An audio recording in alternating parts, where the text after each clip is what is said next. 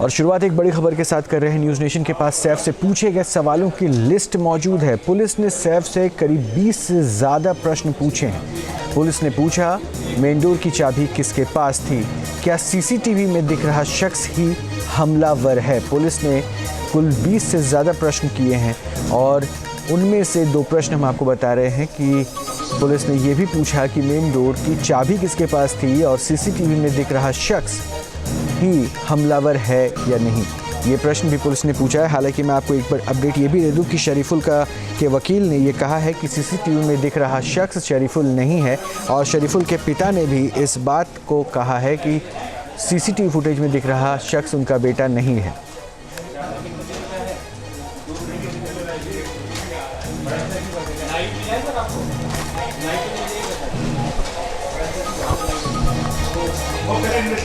पंकज मिश्रा जुड़ चुके हैं हमारे संवाददाता और अपडेट लेंगे। पंकज, 20 प्रश्नों की सूची हमारे पास है। इन प्रश्नों के मायने क्या और क्या क्या तरह के प्रश्न थे?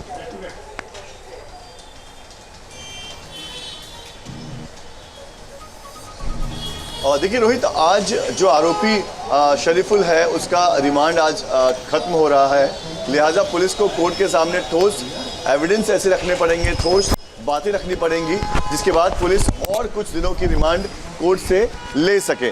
आपको मैं एक बार तैयारी दिखा देता हूँ। बांद्रा पुलिस स्टेशन के बाहर इस वक्त मैं मौजूद हूँ और किसी भी वक्त जो है वो मोहम्मद शरीफुल को जो है वो बाहर लेकर आया जा सकता है। अब सीधे उसे कोर्ट लेकर जाया जाएगा और जहाँ पर कोर्ट में एक बार फिर से पुलिस जो है वो रिमांड मांग सकती है। यही वजह है कि सैफ अली खान का बयान इस पूरे मामले में बड़ा महत्वपूर्ण था और अगर कोर्ट में पुलिस जाती है तो शायद सबसे पहला सवाल जो जज वहाँ पर पूछ सकते हैं वो यही होगा कि क्या आपने जो पीड़ित था जिस पर सीधे हमला हुआ था, क्या आपने उनका बयान दर्ज किया है या नहीं। लिहाजा एक दिन पहले ही सैफ अली खान का बयान दर्ज किया। वो सारे सवाल जो पुलिस यहाँ से लेकर गई थी उन सारे सवालों के साथ पुलिस वहाँ पर पहुँची थी और सैफ अली खान से ये तमाम सवाल पूछे गए कि किस तरह से उन तक आवाज़ पहुँची कि अंदर कोई आ चुका है, कैसे वो उसके साथ झड़प में मिल जाते हैं, उसके बाद कैसे उन पर हमला होता है, कितने राउंड हमला होता है, और भी बहुत सारे सवाल पुलिस के फहरिस्त में था और पुलिस ने वो सारे सवाल पूछे। बताया जा रहा है कि जो घर की नर्स है उनसे जो सवाल पूछे गए थे और उनका जो जवाब था, साथ ही करीना कपूर ने जो जवाब दिया था, सैफ का जवाब उसी तरह का आया है। यानी कि तीनों ही लोग जो थे वो उस वारदात के विटनेस थे और तीनों ही लोगों के जो बयान हैं वो करीब करीब एक जैसे हैं।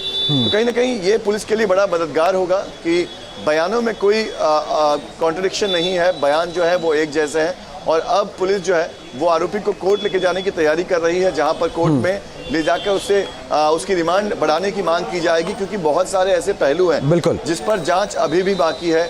सबसे बड़ा एंगल जो है वो उसका बांग्लादेशी एंगल है, कैसे वो यहाँ तक पहुँचा, बांग्लादेश।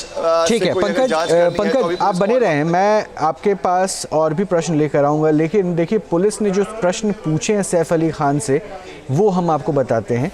पुलिस ने पूछा कि 16 जनवरी की रात को क्या हुआ था। सैफ ने कहा, मैं और पत्नी करीना कपूर 11वीं मंजिल पर अपने बेडरूम में थे। पुलिस ने फिर अगला प्रश्न पूछा, फिर क्या हुआ? सैफ कहते हैं कि मैंने अपनी नर्स एलियाना फिलिप की चीखें सुनी, उसकी शोर सुनी। और फिर पुलिस पूछती है, अच्छा फिर क्या हुआ? सैफ अली खान उसका जवाब देते हैं कि हम जहांगीर के कमरे की ओर भागे जहां एलियाना फिलिप भी सोती थी। फिर पुलिस पूछती है कि वहां क्या देखा आपने? फिर सैफ का जवाब आता है, एक अजनबी को देखा और जहांगीर भी रो रहा था। पुलिस फिर आगे पूछती है कि फिर आपने क्या किया? फिर सैफ अली खान का जवाब था कि हमलावर को उन्होंने दबोच लिया और उसे पकड़ लिया। फिर पुलिस पूछती है कि फिर क्या हुआ? सैफ अली खान का जवाब आता है कि हमलावर ने मेरे पीठ, गर्दन और कई जगहों पर कई बार चाकू से वार किए। फिर पुलिस ये पूछती है कि अच्छा फिर क्या होता है?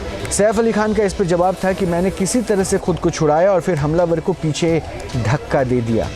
तो सूत्रों से जो हमको जानकारी मिली हम आपको वो बता रहे हैं। न्यूज नेशन अब व्हाट्सएप पर खबरों की ताजा अपडेट के लिए न्यूज नेशन के इस QR कोड को स्कैन करें।